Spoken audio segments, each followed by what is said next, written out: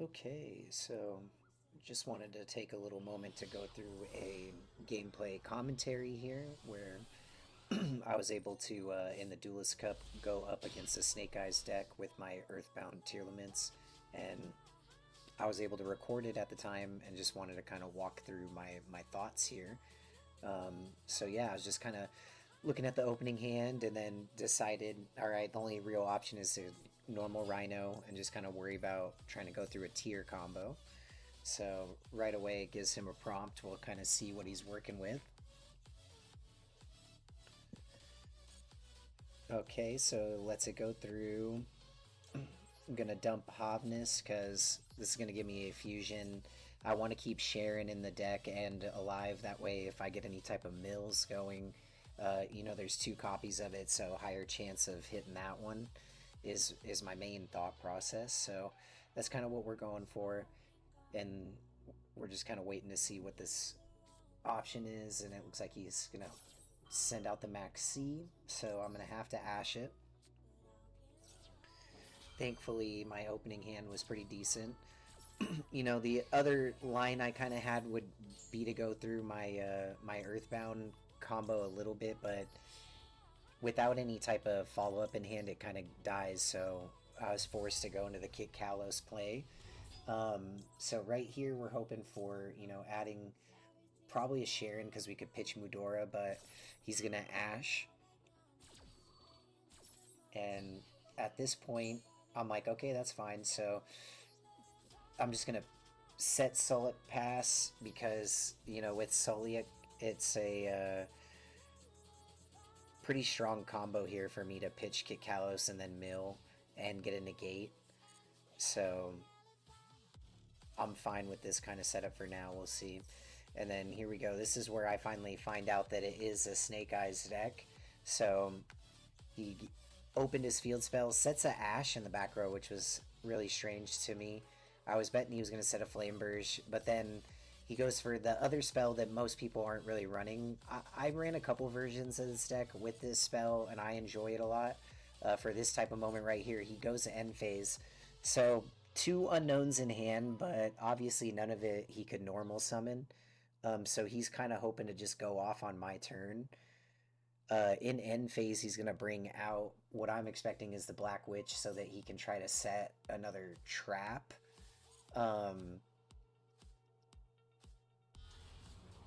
So yeah, he brings her out, and then right here, I really want to go for Sullick because it's going to permanegate it, and now I just have to kind of worry about on my turn getting his Ash out. But at the same time, if I get lucky on the mills, it's going to be something different, and we do get lucky because it hits the double Sharon just like I was expecting.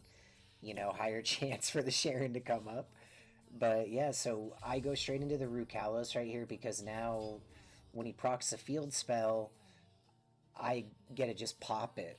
So it kind of gives me back the tempo. So now he's got a permanegated Witch, and if he procs a field spell, I just control it.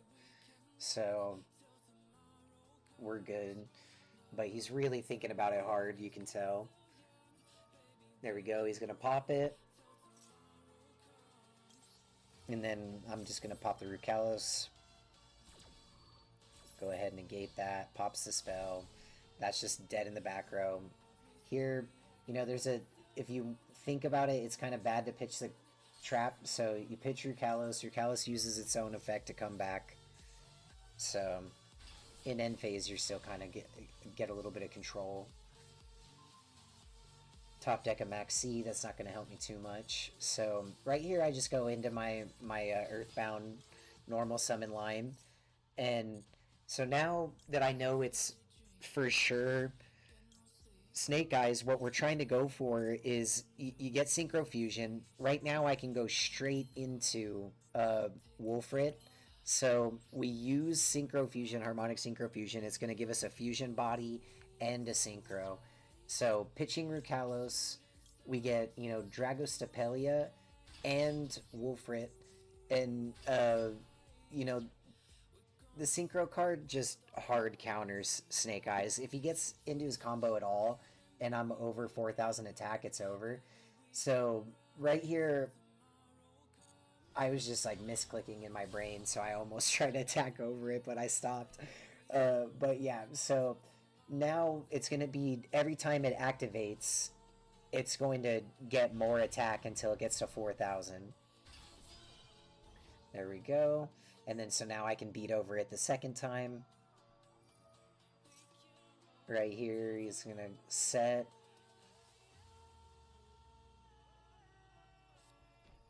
And then he sets for follow-up. So that tells me he's not running too many spoils, I feel like. Or that the two cards in his hand are really bad. And I was expecting, you know, maybe a Kurikara, but that never really came up at all. So I was kind of scared, like, as soon as the auto proc of Wolfrit went off, that it would just get Kurikara'd, but we were kind of lucky that it didn't. So I'm going to go ahead and use the Maxi. That way, he has to give me any type of draws here to use the Black Witch. And as soon as the Black Witch comes out, we're going to hit it with Dragostapelia, so it's not going to get the search. So it's really going to come down to what cards he kind of drew and still has in his hand. Okay, and so this is probably my favorite removal in the deck for that exact reason. Like, it's so good, but he has no follow-up. He doesn't want me to draw. So totally fine, because he would have got Wolfrit up to 4,000 quicker too. So I'm going to normal summon Mudora, then I'm going to take these two straight into the good old Dawn Dragster. This card's just busted. Just get a spell trap negate for free. So now I'm just going to go ahead and beat down, and even if he summons out the Black Witch and searches for Original Sin, we're just going to negate it with the Dawn Dragster. So most people don't run 2 copies of that target removal. So at this point, I'm not too concerned.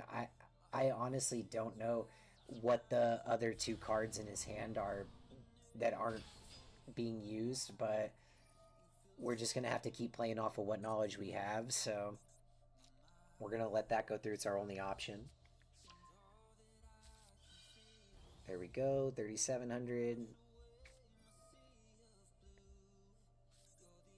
then sends it. We're going to negate. And then now just kind of stuck with whatever 2 cards are left that he's been holding on to.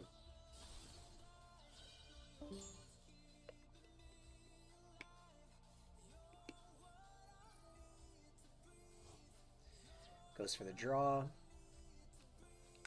So right here I'm going to chain Mudora. I really like to save it for getting my spells or my guys back into the deck, but for this, it's going to stop a draw. I'm banking that these 2 are like Garnet Bricks for him. So I'm going to send both of them back in case it goes to a next turn somehow. You know, playing around the imaginary Gores or whatever he's gotten in hand that he's trying to mess me with. So I'm going to send his 2 spells back, and then I'm going to also send back my Sharon just to add more chances for any type of draw.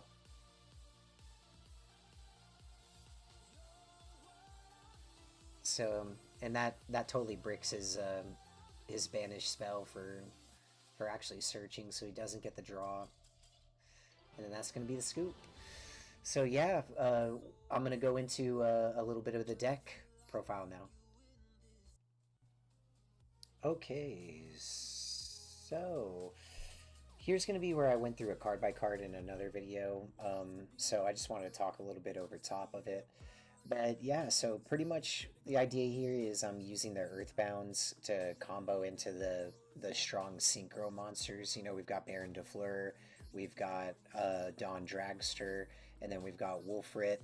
Those are going to be the main target cards for, you know, Omni Negate, Spell Trap Negate, and then spin all monsters that the opponent controls back to their deck. So that's like a huge situation. But yeah, so the other big thing is, you know, you're trying to get into Kraken. Kraken's really going to help you by searching for any field spell. So that's really the main point here is to get into Kraken and then just chain your fusions and your synchros, and it's a strong strategy right now. So I'm enjoying it.